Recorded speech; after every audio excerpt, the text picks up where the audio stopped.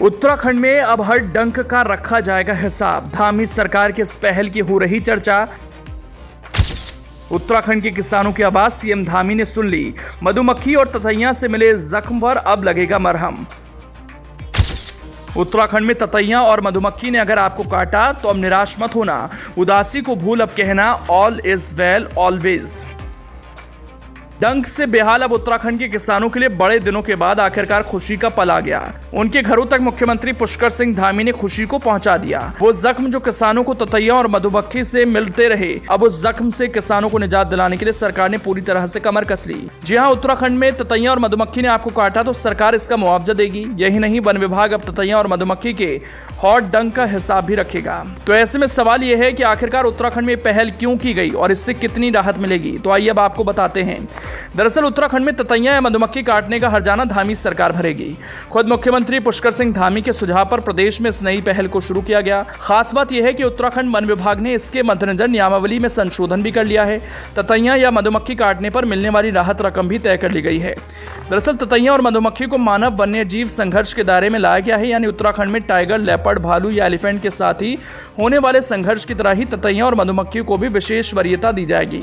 इतना ही नहीं, उत्तराखंड वन विभाग इसका खाका तैयार करने वाली घटनाओं पर भी न केवल नजर रखेगा बल्कि इसके काम करने के लिए विशेष प्रयास किए जाएंगे। उत्तराखंड में वन मंत्री सुबोध उनियाल कहते हैं, मधुमक्खियां और ततैयों के काटने से राज्य में कई मौत हुई, कई लोग घायल हुए। ऐसे व्यवहारिक दृष्टिकोण को देखते हुए राज्य सरकार द्वारा यह निर्णय लिया गया है।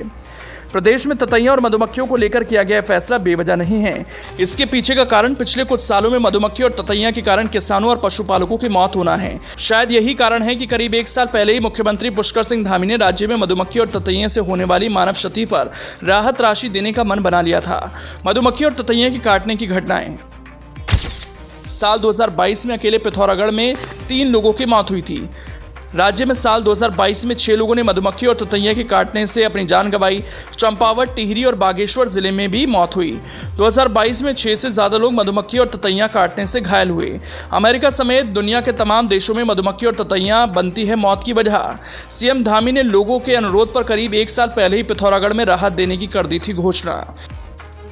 वैसे तो उत्तराखंड में 11 नवंबर 2019 को अधिसूचना जारी करते हुए मानव वन्य जीव संघर्ष को राज्य आपदा घोषित कर दिया गया था, जबकि इससे पहले साल 2014 में मानव वन्य जीव संघर्ष के दायरे में जहरीले सांपों को भी जोड़ा गया था। अब तक मधुमक्खी और ततैया को लेकर कभी कोई विचार नहीं हुआ था। ऐसे में अब इसके लिए राहत राशि को लेकर यह निर्णय लिया गया। साधारण घायल होने की स्थिति में 15,000 की राहत राशि मिलेगी। मानव वन्यजीव संघर्ष में गंभीर घायल होने पर 1 लाख का मुआवजा मिलेगा। आंशिक रूप से अपंग होने पर 1 लाख की मदद मिलेगी। पूर्ण रूप से अपंग होने पर 3 लाख की मदद का प्रावधान है। मृत्यु होने की स्थिति में 6 लाख रुपए सरकार देगी। मानव वन्यजीव संघर्ष राहत वितरण निधि नियमावली 2024 में एक तरफ जहां मधुमक्खी और ततैया जोड़े गए तो वहीं आम लोगों के घरों का नुकसान पहुंचाने वाले हाथियों को लेकर भी नई पहल हुई। संशोधन नियमावली में घरों को नुकसान पहुंचाने वाले हाथियों की तरह भालुओं द्वारा घरों को नुकसान पहुंचाए जाने की स्थिति में राहत राशि दी जाएगी। अब तक सिर्फ लोगों के घरों को हाथियों द्वारा नुकसान पहुंचाए जाने की स्थिति में ही लोगों को मुआवजा मिलता था, जबकि भालू द्वारा घरों को नुकसान पहुंचाए जाने पर राहत राशि का कोई प्रावधान नहीं था। अब भालू द्वारा घरों को नुकसान पहुंचाए जाने पर 15,000 से 1.5 लाख रुपए का मुआवजा देने का प्रावधान रखा गया है।